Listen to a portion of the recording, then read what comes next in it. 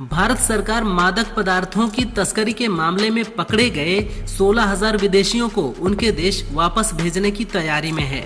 ये फैसला narcotics control bureau द्वारा तैयार रिपोर्ट के आधार पर लिया गया है। साथ ही एंटी नारकोटिक्स टास्क फोर्स के प्रमुखों की समिट में गृह मंत्री अमित शाह के सामने 4,000 किलो नशीले पदार्थों को नष्ट किया गया।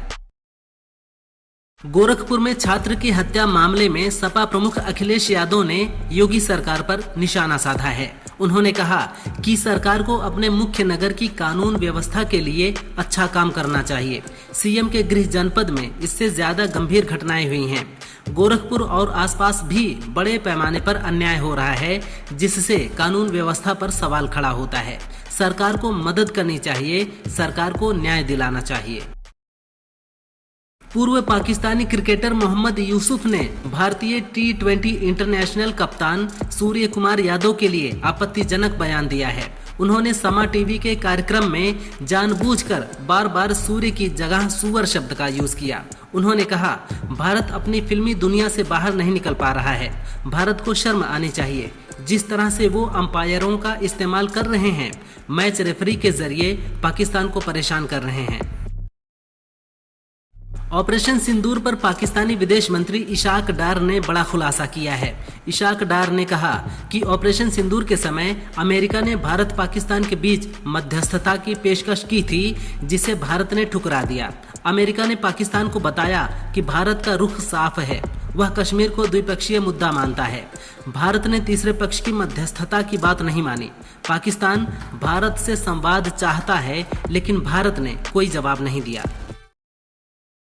पाकिस्तानी क्रिकेट टीम के पूर्व कप्तान शाहिद अफरीदी ने भारत सरकार की आलोचना की है, जबकि राहुल गांधी की तारीफ की है।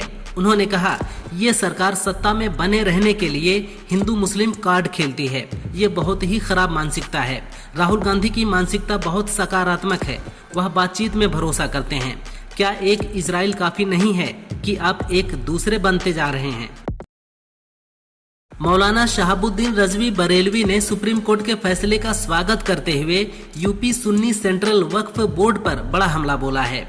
उन्होंने योगी सरकार से मांग की है कि वक्फ बोर्ड को तत्काल प्रभाव से भंग किया जाए, क्योंकि ये करप्शन का अड्डा बन चुका है। छोटी छोटी मस्जिदें, कब्रिस्तान या दरगाह की कमेटी गठित कराने के लिए सालों चक्कर लगाने पड़ते हैं। बिना रिश्वत कोई काम नहीं होता। ऑपरेशन सिंदूर के बाद से पाकिस्तान और अमेरिका की नजदीकियां बढ़ रही हैं। अब पाकिस्तान के पीएम शहबाज शरीफ और अमेरिकी राष्ट्रपति डोनाल्ड ट्रंप के बीच मुलाकात होने जा रही है। इस मीटिंग के दौरान पाकिस्तान आर्मी चीफ आसिम मुनीर भी मौजूद रहेंगे। शहबाज शरीफ UNGA मीटिंग में शामिल होने के लिए अमेरिका जाएंगे, जहां 25 सितंबर को वह UNGA की मीटिंग से अलग ट्रंप से मुलाकात करेंगे। आम आदमी पार्टी सांसद संजय सिंह ने मोदी सरकार पर गंभीर आरोप लगाए हैं। उन्होंने कहा, बिहार के भागलपुर में मोदी सरकार ने अडानी को 1 रुपए में 1050 एकड़ जमीन लीज पर दे दी है। ये जमीन सरकार ने किसानों को मुआवजा देकर खरीदी थी और अब इसे अडानी को दे दिया गया है। इस बंजर जमीन पर करीब 10 लाख पेड़ लगे हैं, जिन्हें अब अडानी को काटने के लिए दे दिया गया है। यहाँ 800 मेगावाट के 3 पावर प्लांट बनाए जाने हैं। इजराइल ने गाजा में हवाई हमलों के साथ ही जमीनी सैन्य कार्रवाई भी शुरू कर दी है। गाजा सिटी के बाहरी इलाकों से ग्राउंड ऑपरेशन शुरू हुआ है। साथ ही हवाई हमले भी किए जा रहे हैं, जिनमें सोमवार रात को 41 लोगों की मौत हुई है। वहीं इजरायली हमलों के चलते अब तक 3.2 लाख लोग शहर छोड़ चुके हैं। हमले को लेकर इजरायली रक्षा मंत्री काट्ज ने कहा, हम तब तक नहीं रुकेंगे जब तक मिशन पूरा नहीं हो जाता।